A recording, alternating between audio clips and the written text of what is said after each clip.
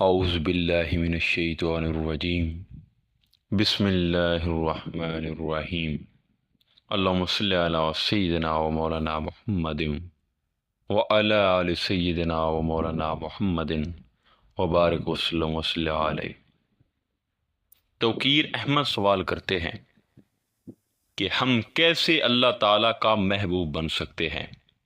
آخر وہ کون سا عمل ہے جس کے کرنے کے بعد ہمیں اللہ تعالیٰ اپنا محبوب بنا لے گا؟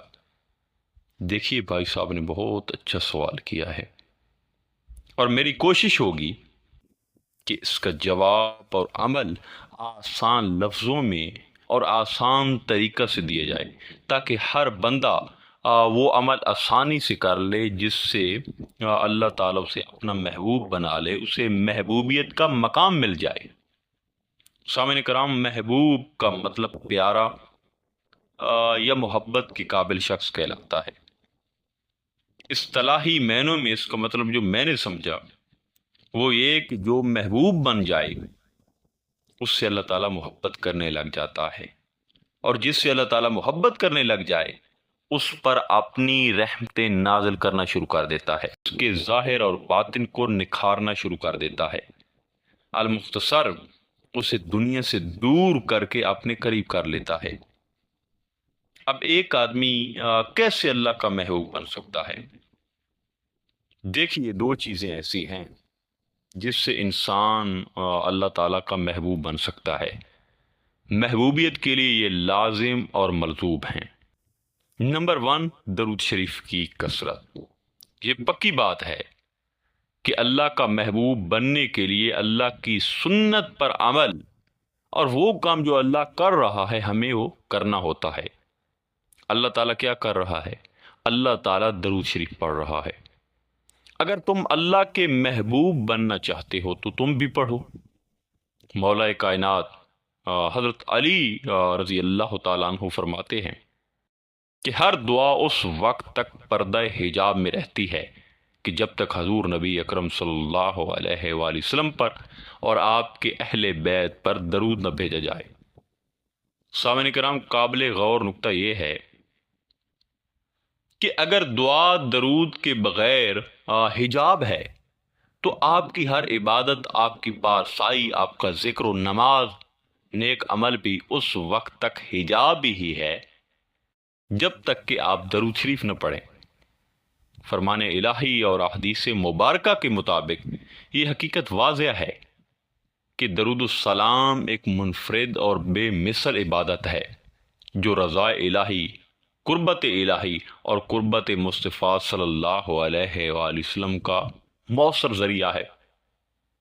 اس مقبول ترین عبادت کے ذریعے ہم بارگاہ عزتی سے فوری برکات کے حصول اور شرف محبوبیت اور قبولیت دعا کی نعمت سے سرفراز ہو سکتے ہیں۔ اور یقین جانیں کہ صحابہ کرام رضوان اللہ علیہم اجمعین نے بھی اسی درود شریف والی عبادت کے ذریعے اپنے محبوب آقا صلی اللہ تعالی علیہ وآلہ وسلم کا ایسا قرب پایا کہ آپ صلی اللہ علیہ وآلہ وسلم کا معطر سانسوں سے اپنی روحوں کو مہکایا اور گرما لیا۔ آپ صلی اللہ علیہ وآلہ وسلم کے رخ انور کی تجلیات سے صحابہ کرام نے اپنے مشام جاں کو منور کیا، اور اس طرح انہیں سرکار دو عالم صلی اللہ علیہ وآلہ وسلم سے خصوصی تعلق اور سنگت کی نعمت نصیب ہوئی۔ اب اگر غور کیا جائے تو معلوم ہوگا کہ ذات مصطفیٰ صلی اللہ علیہ وآلہ وسلم سے تعلق ہی اور درود شریف وہ نعمت خاص ہے جو آج ہمیں مقام اور مرتبہ اور عزت و شرف جیسی لازوال نعمت سے نواز سکتی ہے۔ سامعین کرام، اگر ہم اللہ تعالیٰ کے عطا کردہ نظام عبادت پر نگاہ دوڑائیں تو ہمیں کوئی عبادت ایسی دکھائی نہیں دیتی جس کی قبولیت کا یقین کامل ہو، جبکہ درود السلام ایک ایسی عبادت اور ایسا نیک عمل ہے جو ہر حال میں اللہ تعالیٰ کی بارگاہ میں مقبول ہے۔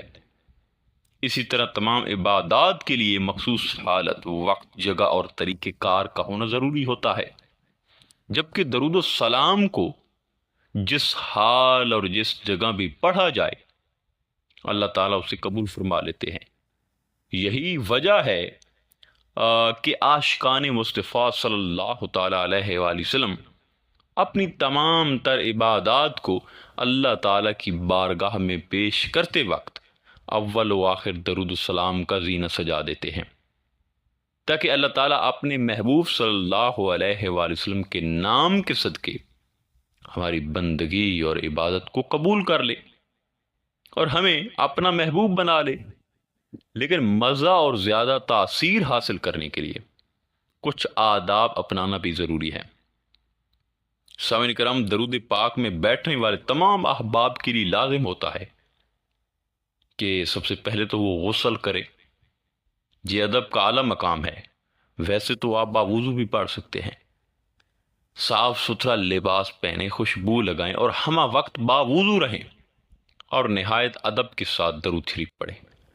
اللہ اور اس کے رسول صلی اللہ علیہ وآلہ وسلم کی ذات سے عشقی تعلق کی مضبوطی کے لیے درود السلام پڑھنے سے قبل 2 رکعت نماز نفل ادا کریں اور بارگاہ مصطفیٰ صلی اللہ تعالیٰ علیہ وآلہ وسلم میں حاضری کا تصور کریں۔ درود پڑھنے والے افراد کے لیے ضروری ہے کہ وہ ہمہ وقت اپنے ظاہر اور باطن اور ماحول کی پاکیزگی اور طہارت کا اہتمام کریں۔ درود السلام پڑھتے وقت یہ تصور کریں کہ آپ مکین گنبد خضرا صلی اللہ علیہ وآلہ وسلم کی بارگاہ میں حاضر ہیں۔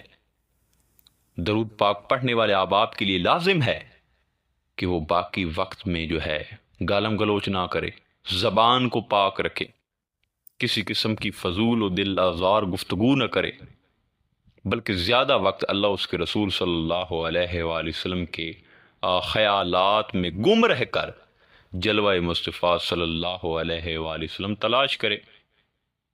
اگر آپ نے اس طرح کر لیا تو پھر یہی درود شریف فرش سے اٹھا کر عرشی کر دے گا آپ کو، اور آپ انشاءاللہ تعالی اللہ اس کے رسول کی نظر میں مقبول ہو جائیں گے۔ سامعین کرام، نمبر 2، اللہ نے قرآن میں صاف بیان کر دیا، قل ان کنتم تحبون اللہ فاتبعونی یحببکم اللہ ویغفر لکم ذنوبکم واللہ غفور الرحیم۔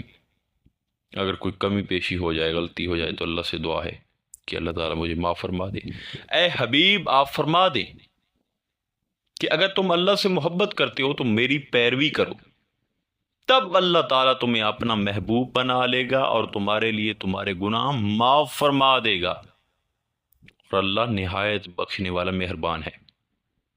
سامعین کرام، پیروی انسان تب ہی کر سکتا ہے جب محبت ہو۔ جس کو محبت ہی نہیں یا صرف زبان کی حد تک محبت کا داعی ہے، وہ کبھی بھی پیروی نہیں کر سکتا۔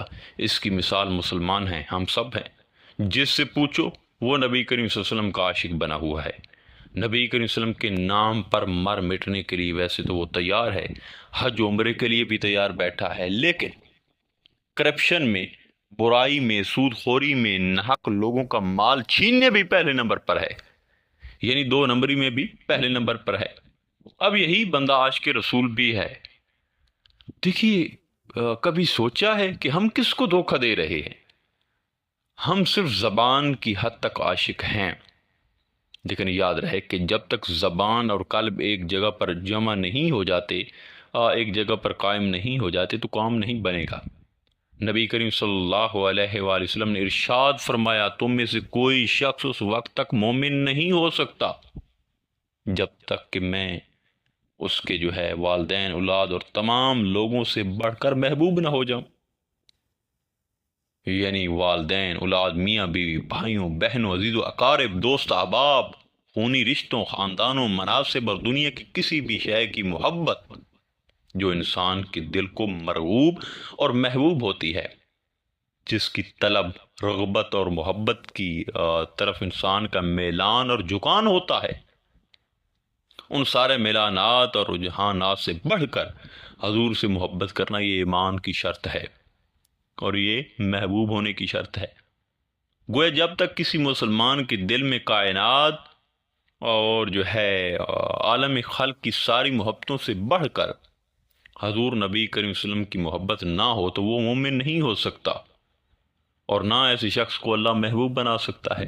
اور میں نے پہلے بھی یہ عرض کر دیا ہے کہ زبان سے جو ہے آپ کروڑ بار یہ کہتے رہیں کہ مجھے ہر چیز سے بڑھ کے جو ہے وہ حضور علیہ الصلوۃ والسلام سے محبت ہے، تو یہ قابل قبول بات نہیں ہے جب تک کہ اس کا عملی ثبوت نہ ہم پیش کر دیں۔ اور عملی ثبوت کیا ہے؟ کہ جو کام نبی کریم صلی اللہ علیہ وسلم نے کیے وہ کر دیں، جس حال میں محبوب راضی ہے اسی میں تم راضی رہو، جس سے نبی کریم صلی اللہ علیہ وسلم نے منع فرمایا کٹ جاؤ لیکن وہ کام نہ کرو۔ باقی معمولی غلطیاں، چھوٹے موٹے گناہ اگر ہو جاتے ہیں تو یہ اللہ کا وعدہ ہے قرآن میں اس دن پڑھ رہا تھا کہ اللہ تعالیٰ فرما رہا تھا کہ اگر تم بڑے گناہوں سے بچو تو چھوٹے چھوٹے جو تمہارے گناہ ہیں وہ میں معاف کر دوں گا۔ اگر کوئی چھوٹی موٹی غلطی ہوتی ہے تو فوراً شرمندہ ہو کر اللہ اس کے رسول سے معافی مانگ لیں، فوراً معاف کر دیے جاؤ گے۔ تو سامعین کرام، اگر آپ چاہتے ہیں کہ اللہ تعالیٰ تمہیں اپنا محبوب بنا لے تو دو سبق یاد کر لیں جو ابھی بتائے ہیں، ایک کثرت سے درود شریف اور دوسرا نبی کریم صلی اللہ علیہ وسلم کی پیروی، اطاعت اور محبت۔ انشاءاللہ تعالیٰ اس سے اللہ تعالیٰ ہمیں اپنا محبوب بنا لے گا۔ انشاءاللہ تعالیٰ ملتے ہیں ایک نئے موضوع میں، تب تک اللہ نگہبان۔